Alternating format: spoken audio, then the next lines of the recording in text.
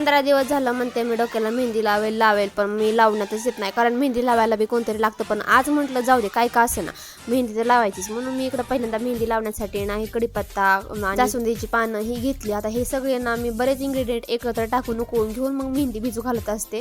त्यासाठी आधी मेहंदी वगैरे आणली आणि नंतर चुलीवर मस्तपैकी हे सगळे इन्ग्रेडियंट टाकले. भरपूर आहेत, बरोबर जवळपास 7 ते 8 इन्ग्रेडियंट चांगले होते त्याच्यामध्ये. मी ते उकळूस तर मी इकडं आपण जेवायला वाढलं, इकडे देवांचं चालू होतं डुमकं वाजवायचं.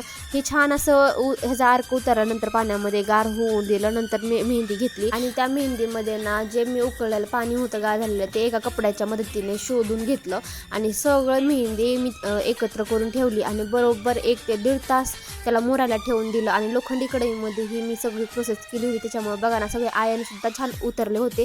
मेहंदी काळी झाली होती. नंतर वंदना मम्मी आल्या होत्या, म्हटलं लावा आता तुम्हीच मेहंदी. मग सगळी छान अशी मेहंदी लावून घेतली. 2 ते 2.5 तासानंतर मेहंदी वाळल्यानंतर असे काय बसले होते तेवढ्यात आयता आज प्रणवने चहा केला होता. म्हटलं वहिनी पगो पिऊन कसा केलाय. मग त्यांनी चहा केलेला आयता पिला. खूप दिवसातून आयता चहा प्यायला भेटला. मग नंतर कपड्यांच्या घड्या वगैरे घातल्या. बरेच कपडे माझे मग घड्या घालायचे झाले. त्यांनी एक पार्सल सुद्धा येऊन पडलं होतं. म्हटलं बघते काय आलेलं आहे. तर मी एक लेगिन्स मागवली होती आणि तीच बघायची होती मला कशी क्वालिटीमध्ये आली. क्वालिटी तर एकच नंबर आली होती, पण साईज थोडीशी लहान आली, कारण मला अँकल लेंथच्या आवडत नाहीत, पण ही अँकल लेंथपर्यंत आली. पण असं म्हटलं छान आहे.